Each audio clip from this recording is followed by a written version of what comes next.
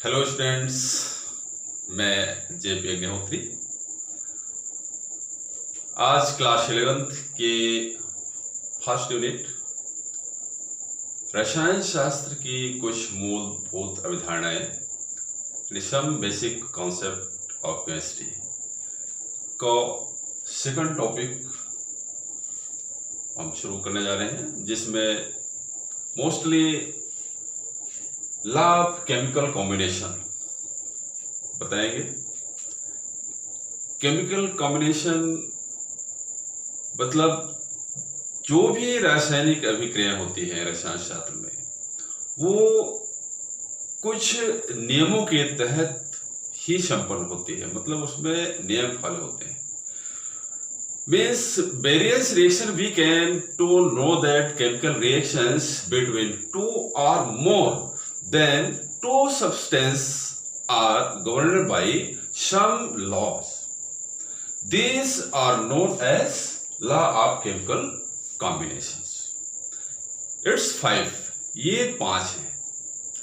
First है law of conservation of mass, second है law of constant और definite progression, third है law of multiple और simple, इसको सरल या गुणित अनुपात का नियम भी कहते हैं।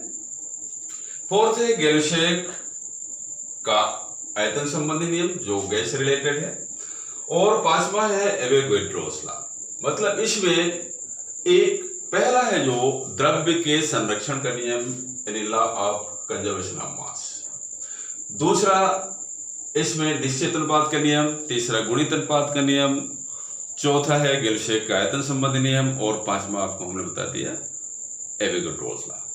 अब यहाँ पर एक हमने टेबल दिया है, आपको यहाँ पर ध्यान रखना है, क्योंकि ये कुछ कंपटीशन लेवल में कभी कभी इनके साइंटिस्ट के नाम भी पूछते हैं, कब डिस्कवर हुआ, ये नियम कब बना। तो इसको हमने एक टेबल से थोड़ा सा सिंपल करने की कोशिश किया, और बेसिस क्या है, किस आधार पर ये नियम चले जाते हैं। तो आपको मालूम होना चाहिए कि इन पांचों नियमों में 4 नियम वेट पर आधारित हैं। वेस्ट ऑफ वेट यानी मॉस, भार पर आधारित है, और जो गैल्यूशेक का नियम है वो वॉल्यूम पर आयतन से संबंधित नियम है। इसको हमने टेबल में दिया है, आप इसको देख लें और इसको आप नोट्स भी कर सकते हैं।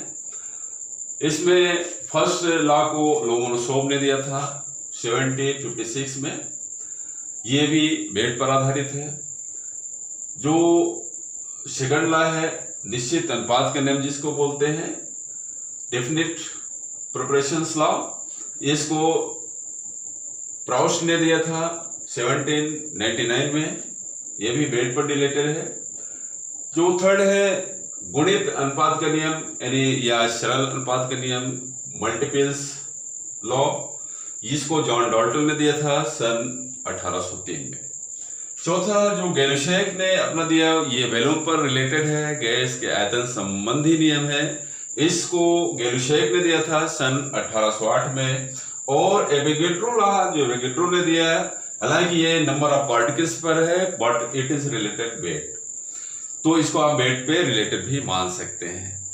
ये 1811 में दिया गया था। अब हम आपको एक एक करके सभी नियमों को डिटेल्स बताएंगे।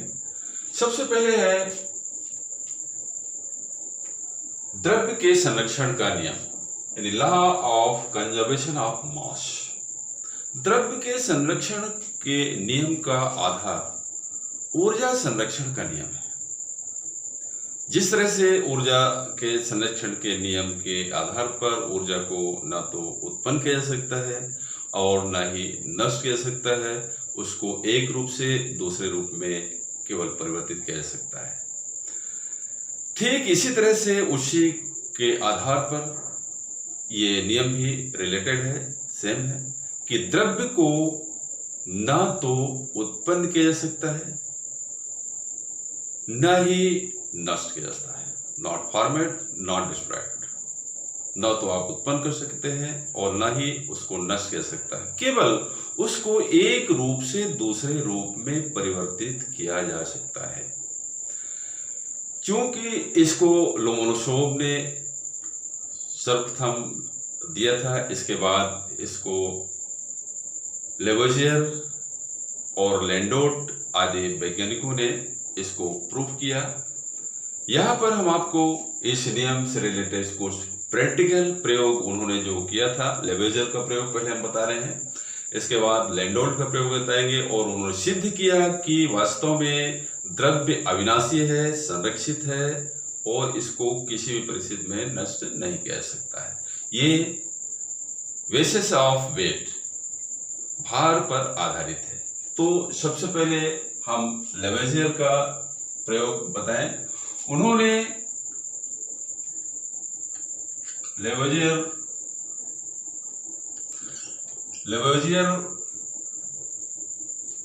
एक्सपेरिमेंट्स, लेवोजियर ने एक फ्लास्क लिया, आप इसको फिगर से बना सकते हैं।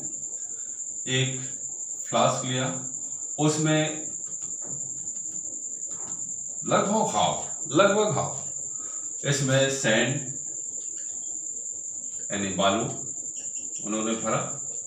उसके ऊपर एक श्वेत फास्फोरस का छोटा सा टुकड़ा यहां पर डाल दिया और इसको पैक कर दिया।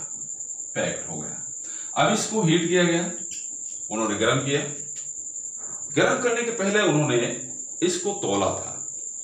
तौलने पर मान लो इसका वेट आया x ग्राम या किलोग्राम, कुछ भी। x मतलब 100 ग्राम, 200 ग्राम, 500 ग्राम, जो भी आया, x ग्राम आया क्रिया के पूर्व।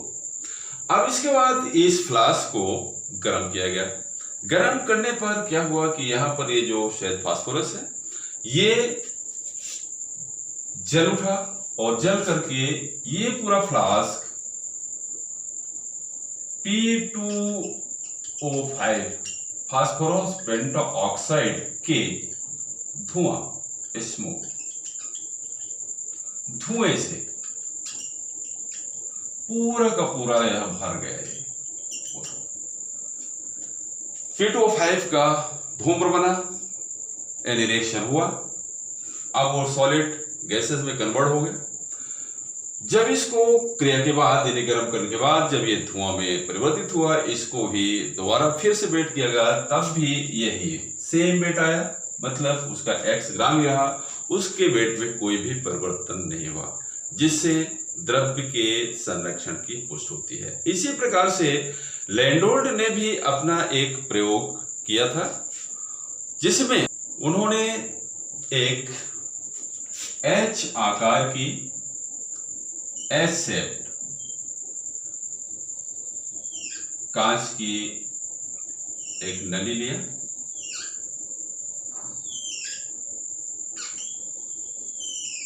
इस तरह की कांच की नली लिया, जिसमें एक भुजा में उन्होंने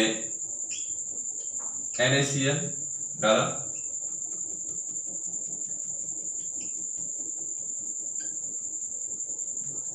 और दूसरे सिरे पे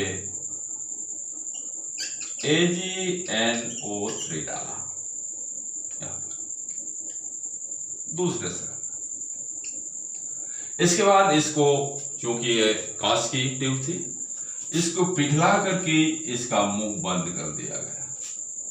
पिघला कर इसका मुंह बंद कर दिया गया, टोटल क्लोज्ड। अब इसको सबसे पहले तौला गया। मान लो इसका वजन भी y ग्राम आया। इसके बाद इसको उलट पलट करके इनके बीच क्रिया हुई, क्योंकि यहां से ये खुला है, ये दोनों सब्सटेंस आपस में मिलेंगे और रिएक्शन हुआ। मतलब इसमें AgCl का श्वेत अपक्षेप बना। AgCl का श्वेत अपक्षेप भी बन गया। कैसे?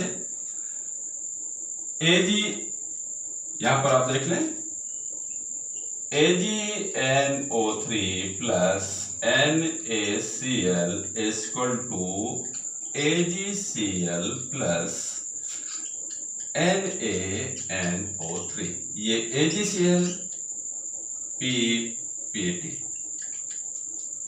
एक, इसमें श्वेत अवक्षेप बन गया AgCl का। चूंकि रिएक्शन हुआ, अब इसमें फिर से इसको दोबारा तोला गया, तब भी वेट वही जो प्रारंभिक वेट था, सेम वेट आया, जिससे द्रव्य की अविनाशिता के नियम की पुष्टि होती है। अब सेकंड लॉ जो आता है निश्चित अनुपात का नियम। निश्चित अनुपात का नियम जिसे प्राउस्ट ने दिया था, आपको हमने पहले भी बता दिया है। निश्चित अनुपात के नियम के अनुसार चाहे किसी भी यौगिक को किसी भी स्रोत से प्राप्त किया गया हो, उस यौगिक में अभी मतलब जो कांस्टेंट पार्टिकल्स होते हैं, रचक अवयवों का भारात्मक, यहां पर ध्यान रखना है, भारात्मक अनुपात सदैव निश्चित होता है। ठीक है, जैसे पानी को ले लें, वाटर,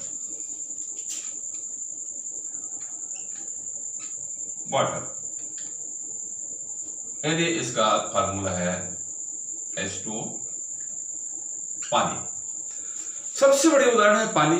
बाकी तो आप और भी ले सकते हैं, जैसे कार्बन डाइऑक्साइड है, या उसको भी कई स्रोतों से आप प्राप्त कर सकते हैं, और भी बहुत सारी चीजें हैं, उसको भी आप ले सकते हैं। बट यहाँ पर हम पानी जो सबसे सरल है, सभी जानते हैं, पानी बहुत सारी जगह से प्राप्त होता है। पानी आप कहीं से भी ले सकते हैं, कई नमूने आप ले लेंगे।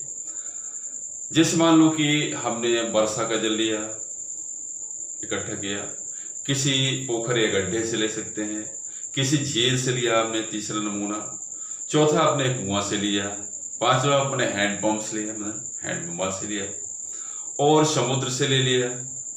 इसके बाद आप उसको लैब में बना सकते हैं हाइड्रोजन और ऑक्सीजन के निश्चित संयोग से। मान लो हमने 6-7 नमूने लिया हुआ है, ठीक है।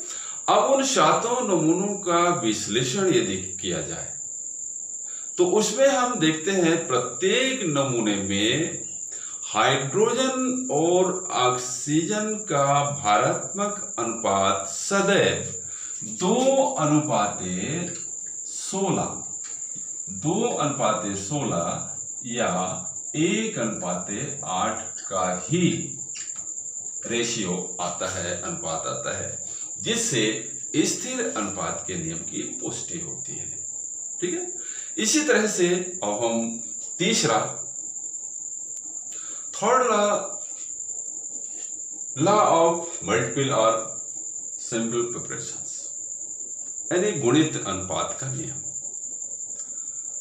यहां पर थोड़ा सा समझने वाली बात है, बच्चे थोड़ा सा इसमें डाउटफुल हो जाते हैं। आपको ध्यान में रखना है, 2 तत्व जब आपस में अभिक्रिया करेंगे, उसमें एक तत्व की जो फिक्स मात्रा होगी, दूसरे तत्व की उस फिक्स जो एलिमेंट्स होगा उससे डिफरेंट, अलग अलग रेशियो में वो क्रिया करेगा, यानी भिन्न भिन्न मात्राएं उससे संयोग करेंगी और बहुत जो 2 या 2 से अधिक यौगिक बनाएंगे। उस दूसरे यौगिक जो भिन्न भिन्न मात्रा में संयोग कर रहा है, ध्यान रखना है, जो दूसरा तत्व, पहला तो फिक्स हो गया कोई भी, जैसे मान लो A और प्लस B बना रहे हैं, तो यहां पर A मान लो फिक्स है, B, B2, B3, B4 जिस रेशियो में बना रहा है ना, और अलग अलग उसमें यौगिक तैयार होंगे। तो जो दूसरा तत्व जिसकी भिन्न भिन्न मात्रा यूज हो रही है, उनमें आपस में सरल अनुपात होता है या गुणित अनुपात होता है, इसीलिए इसको गुणित यानी मल्टीपल लाभ भी बोलते हैं। तो अब इसको डिफाइन कैसे करेंगे? जब एक तत्व की निश्चित मात्रा के साथ किसी दूसरे तत्व यानी एलिमेंट्स की डिफरेंट मास भिन्न भिन्न मात्राएं संयुक्त होकर दो या दो से अधिक यौगिक बनाती हैं, तब जो दूसरा तत्व जिसकी भिन्न भिन्न मात्राएं संयुक्त होती है उनमें आपस में एक सरल गुणित अनुपात होता है, मल्टीपल रेशियो होता है, या इसे हम सरल सिंपल रेशियो भी बोल सकते हैं। यही है गुणित अनुपात का नियम।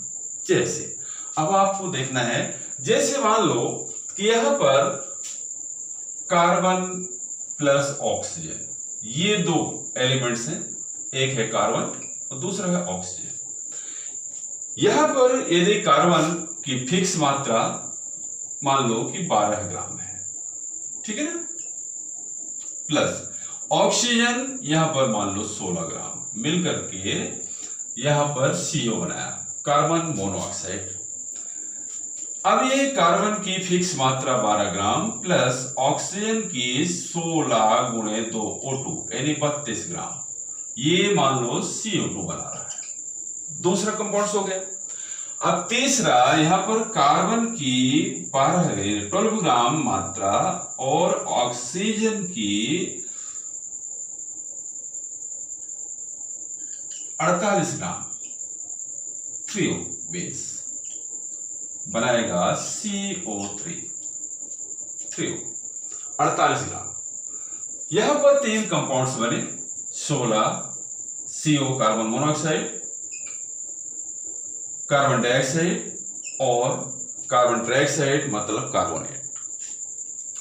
यहां पर यदि इनका रेशियो देखा जाए तो यहां पर 12:16 है, यहां पर 12:32 है, यहां पर 12:48 है। अब यहां पर हमने बताया था कि जो दूसरे तत्व की भिन्न भिन्न मात्राएं संयुक्त होकर के यौगिक बना रही हैं, इन मात्राओं में आपस में एक सरल या गुणित अनुपात होता है। गुणा तो सभी जानते हैं, पहाड़ पढ़ते हो, 2 का 2 दूनी 4 3 6 चौको 8 3 त्रिका 9 चौको 12। इसी तरह से अब यहाँ पर 16 है फर्स्ट, तो 16 पढ़ा, 16 दूनी 32, 16 3 48, मतलब गुणा हो रहा है। तो अब इसका यदि हम रेशियो ले लें तो 16:32:48 बराबर 1:2:3। ये सिंपल या सरल अनुपात हुआ। और इसी को यदि यहां पर देखें तो मल्टीपल मतलब गुणित अनुपात हुआ। इसी तरह से और भी आप दे सकते हैं। जैसे मान लो कि आपको others examples if you want that the, तो यहां पर आपको नाइट्रोजन ले लें। नाइट्रोजन ऑक्सीजन से मिल करके 5 प्रकार के ऑक्साइड बनाता है। अब इसको समझ लो। तो यदि जैसे nitrogen monoxide, dioxide, trioxide, tetroxide और पेंटाऑक्साइड बनाता है। मान लो कि पहले N2O है, N2O नाइट्रस ऑक्साइड है, इसमें N2 यानी 28:16, ऑक्सीजन 1 है। N2O, N2O2 या NO आप बोल सकते हैं। तो अभी N2 चुके हैं तो N2O2 यहां हम ले लेते हैं, तो 28:32, N2O3 28:48, फिर N2O4 जिसको हम NO2 के रूप में लिखते हैं, बट यहां पर हमें N2 लेना है क्योंकि उसका 28 ग्राम स्पेशल मात्रा है। तो N2O4 मतलब 28:4, 16×64। और इसी तरह से N2O5 मान लो तो 28 कितना हो गया, 16×5=80। अब यहां पर नाइट्रोजन की मात्रा 28 ग्राम फिक्स है। हमने बताया था एक तत्व की निश्चित मात्रा के साथ, जैसे आप देख रहे हैं कार्बन की निश्चित मात्रा, उसी तरह से हमने नाइट्रोजन के लिया, नाइट्रोजन के 28 और ऑक्सीजन की उसके 28 ग्राम के साथ भिन्न भिन्न मात्राएं जो हो रही हैं 16, 32, 48, 64 और 80। तो ये गुणित में है, 16 दूनी 32, 16 तीन 48, 16 64, 16 पंचे 80। मतलब इसमें जो ऑक्सीजन की मात्राओं का रेशियो है वो 1:1, 2:3, 3:4, 5 का एक सिंपल सरल अनुपात है। इस तरह से आप किसी भी तरह से ये मल्टीपल्स जोला है गुणित अनुपात करने में इसको आप बड़े आसानी से प्रूव कर सकते हैं। अब चौथे नियम में गैलिलियो का आयतन संबंधी नियम है, यानी वैलेंस से रिलेटेड है। गैलिलियो का आयतन संबंधी नियम क्या कहता है कि समान ताप और दाब की परिस्थिति में यदि गैसें संयोग करती हैं तो उनके बीच एक निश्चित रेशियो होता है, निश्चित रेशियो में संयोग करेंगी और यदि बनने वाला प्रोडक्ट आगे जो पदार्थ है यानी रिएक्ट जिसको हम प्रोडक्ट बोल सकते हैं भी यदि गैसीय स्टेज में हो तो उनमें भी आपस में एक सरल अनुपात, सरल सिंपल रेशियो होगा, सरल अनुपात होता है। यही गैलिलियो का आयतन संबंधी नियम है। जैसे मान लो कि H2 हाइड्रोजन प्लस क्लोरीन मिला करके HCl बना रहे हैं। H2 plus Cl2 is equal to 2HCl। यहां पर ये 1 वैल्यूम प्लस 1 वैल्यूम यानी एक आयतन धन एक आयतन इक्वल 2 वैल्यूम, 2 आयतन। यहां पर हाइड्रोजन ये गैस है, ये भी क्लोरीन गैस है और HCl भी गैस है। मतलब रिएक्टेंट और रिएक्ट मींस प्रोडक्ट दोनों ही गैसेज स्टेज पे हैं, अतः इनके बीच एक सिंपल रेशियो होगा। यहां पर 1:1 ये भी 1, इस तरह से 2 1:1:2 का एक सिंपल रेशियो कहलाता है, सरल अनुपात है। यही है गैलिलियो का आयतन संबंधी नियम। अब पांचवा नियम जो जिसमें उन्होंने फिफ्थ रोज में एवोगैड्रो ला, यहां पर आपको ध्यान में रखना है जो एवोगैड्रो ने दिया कि समान ताप दाब की परिस्थिति में इक्वल टेम्परेचर, समान ताप इक्वल प्रेशर, समान दाब की परिस्थिति में गैसों के समान आयतन में इक्वल वॉल्यूम में अणुओं की संख्या सदैव समान होती है, चाहे वो कोई भी गैस ली गई हो। यही एवोगैड्रो का नियम है। इस तरह से जो रासायनिक संयोग के पांचों नियम है ये पूरे होते हैं और इसके बाद हम डाल्टन का परमाणु सिद्धांत और उसके आगे की जो कॉन्सेप्ट है उसको हम अगले अपने वीडियो में देंगे।